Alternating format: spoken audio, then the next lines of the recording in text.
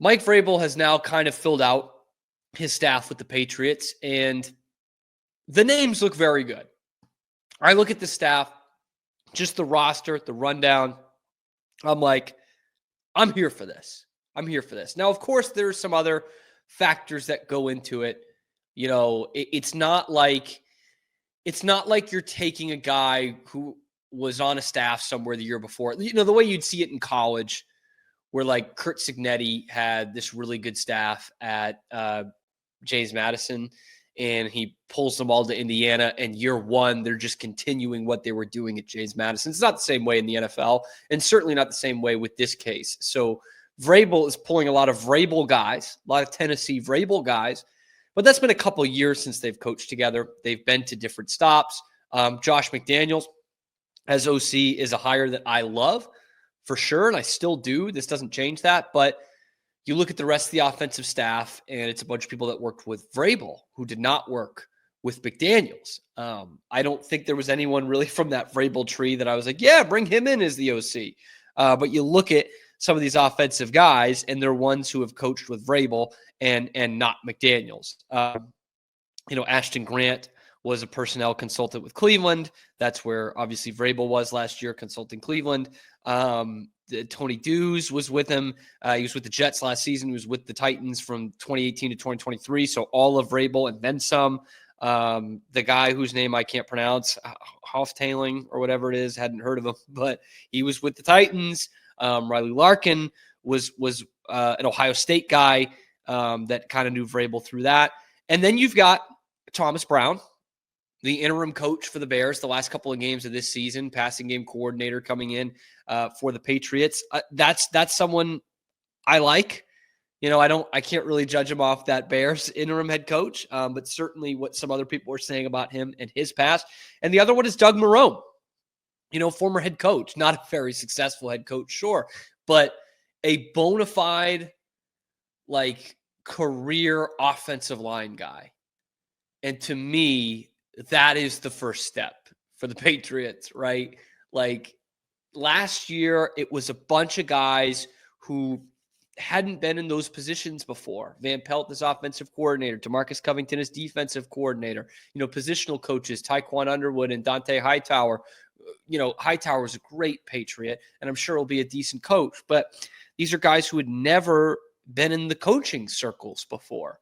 And the product on the field was kind of indicative of that.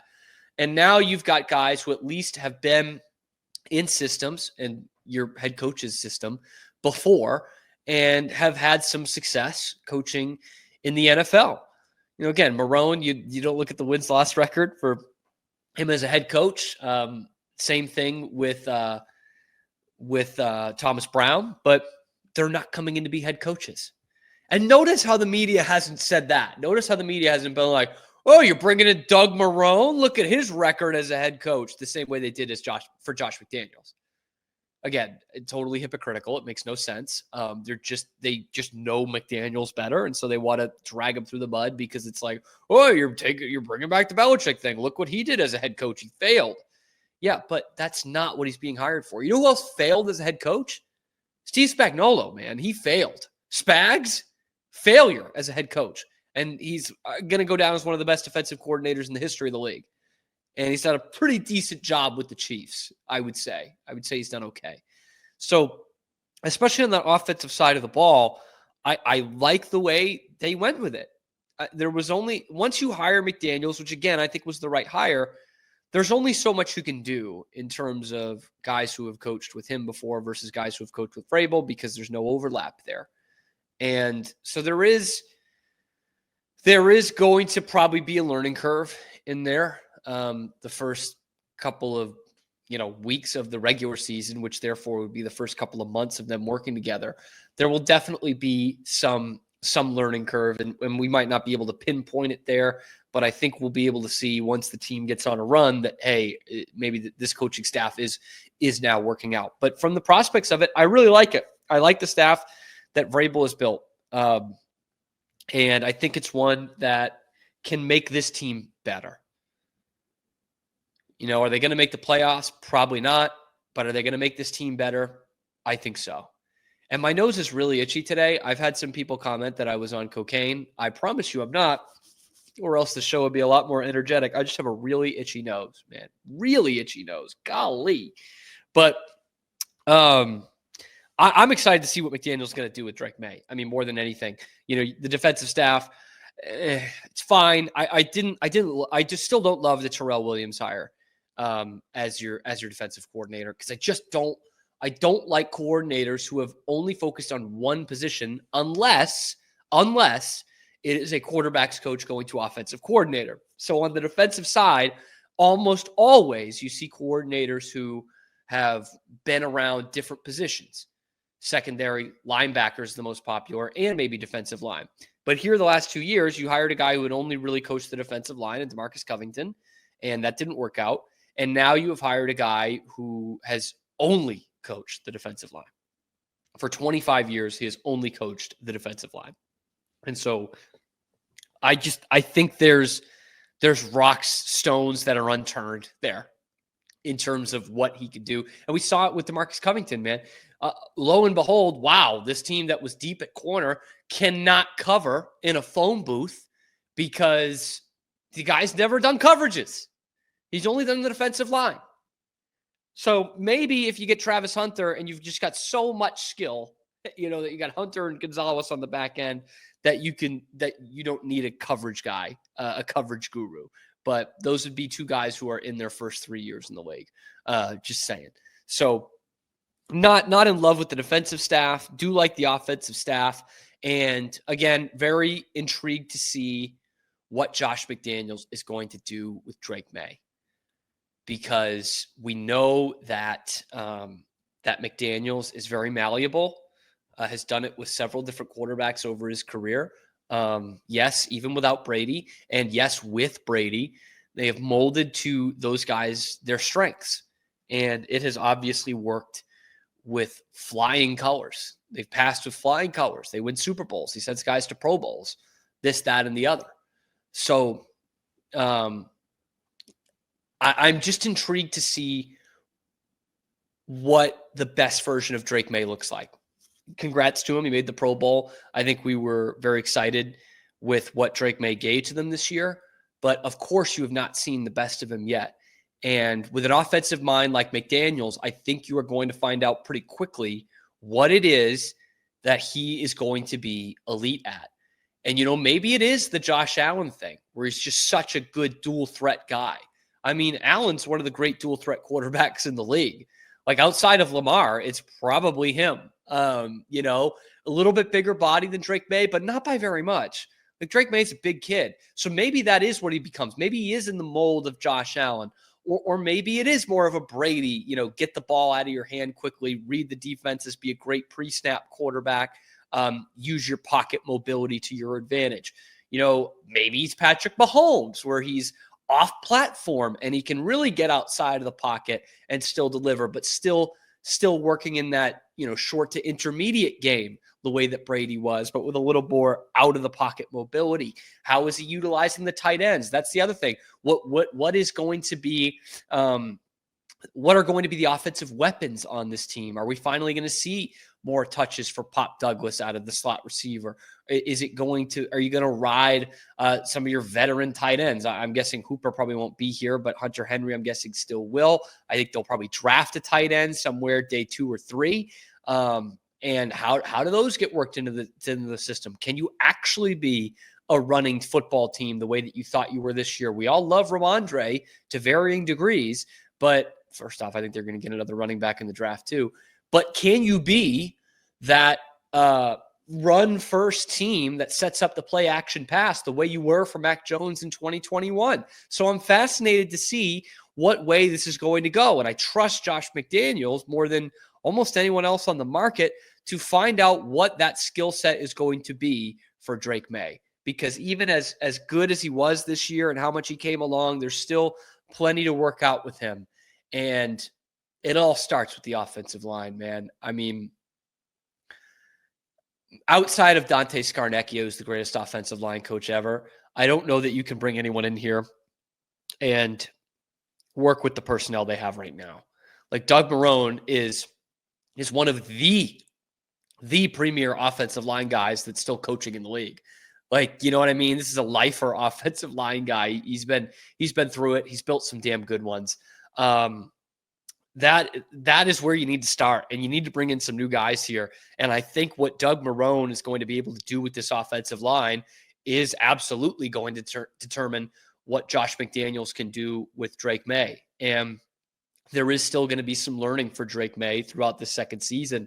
What you're hoping for is that he doesn't have a regression in the same dramatic effect that Mac Jones did from year 1 to year 2, right? Because, you know, it's almost eerie, the similar situations in terms of the praise they got. Obviously, Mac Jones played a whole season, and he makes the Pro Bowl as an alternate, and he was the starter from week 1. But Drake May, you know, comes in week 5 or 6, impressive with a much worse team, doesn't make the playoffs the way Mac Jones does, but here he is in the Pro Bowl as an alternate, and the Patriots have their quarterback of the future. Now, the problem was Mac Jones fell off pretty quickly from being, you know, the Pro Bowler, second in Offensive Rookie of the Year, and going to the playoffs to being a losing quarterback. Like, you know, it dropped. He had some injuries in year 2, but he did still play 14 games. His completion percentage went down. His yards per attempt went down. His yards per game went way down. His rating went way down. QBR was way down from year 1 to year 2. He didn't protect the football as much. He threw 11 picks in 14 games versus 13 in 17 games the year before. He threw 8 less touchdown passes. It was pretty clear he was not the same quarterback. And of course, 2023 was a real bottom out for the kid. 10 touchdowns. There we go. I almost can't say touchdowns when it comes to Mac Jones. 10 touchdowns to 12 picks.